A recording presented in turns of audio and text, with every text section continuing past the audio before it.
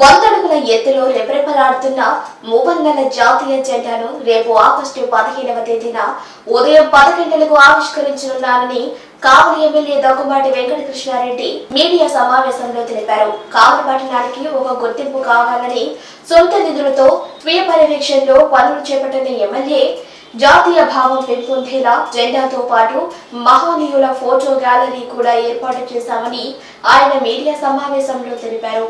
మనందరూ కూడా భారతీయులుగా కావలి వాస్తవ్యులుగా ఈ గడ్డ మీద మనందరం కూడా నివసిస్తున్నాం.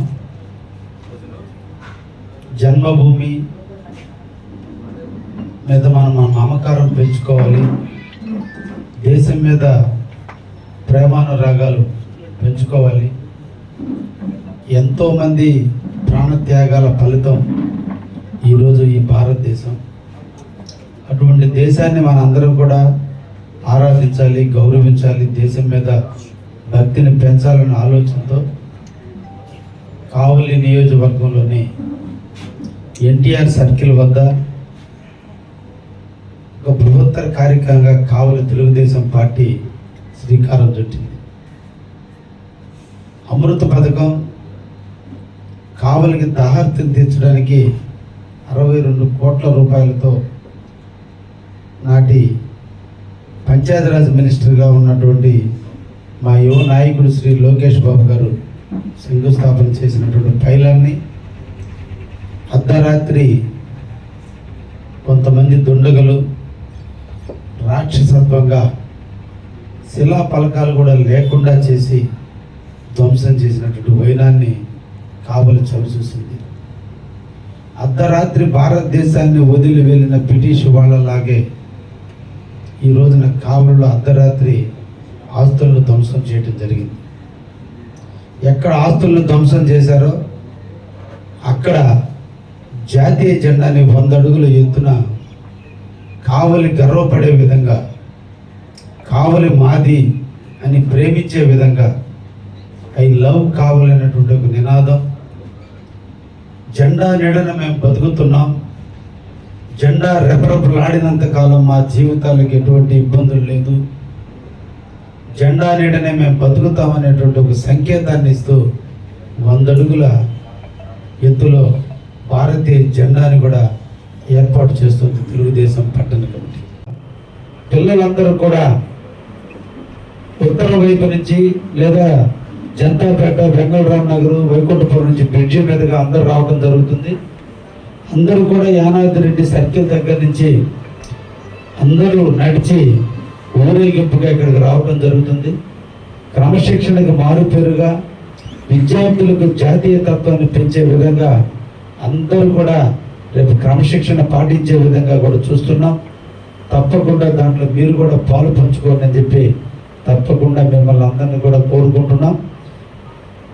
స్వాతంత్ర దినోత్సవం రోజు పిల్లల క్రమశిక్షణ మధ్య, నాట్యాల మధ్య, కోలాహలం మధ్య, డ్రమ్ము వాయిద్యాల మధ్య, పిల్లల మధ్య రేపటి జెండా ఆవిష్కరణ జరుగుతుంది.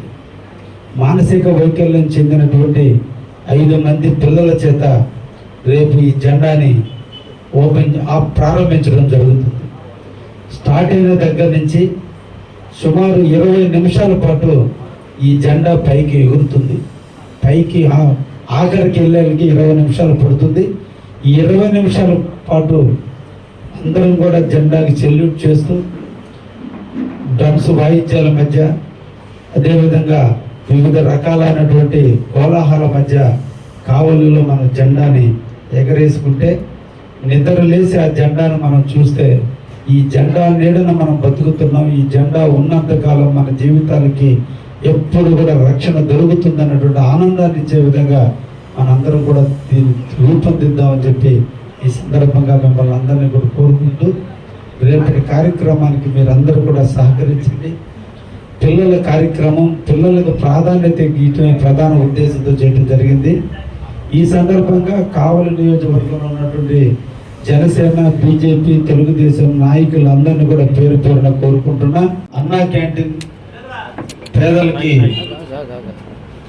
ఆకలి తీర్చే అన్నా క్యాంటీన్ కార్యక్రమాన్ని కావలిలో ప్రారంభించడం జరుగుతుంది.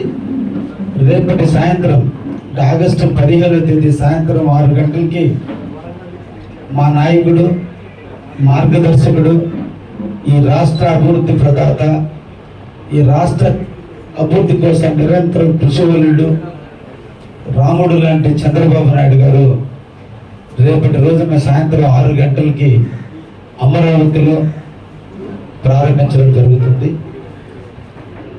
ఈ కార్యక్రమాన్ని 16వ తేదీ ఉదయం 7 గంటలకి కావలిలో అన్నా క్యాంటీన్ని ప్రారంభించడం జరుగుతుంది. ఉదయం టిఫిన్తో స్టార్ట్ అయ్యి మధ్యాహ్నం భోజనము, సాయంత్రం డిన్నర్తో ఉంటుంది. కాబట్టి ముఖ్యమంత్రి గారు గుడివాడలో మొట్టమొదటి ఆయన ప్రారంభిస్తే మరుసటి రోజు ఉదయం 7 గంటల నుంచి 8 గంటల మధ్యలో కావలిలో అన్నా క్యాంటీన్ని ప్రారంభించడం జరుగుతుంది.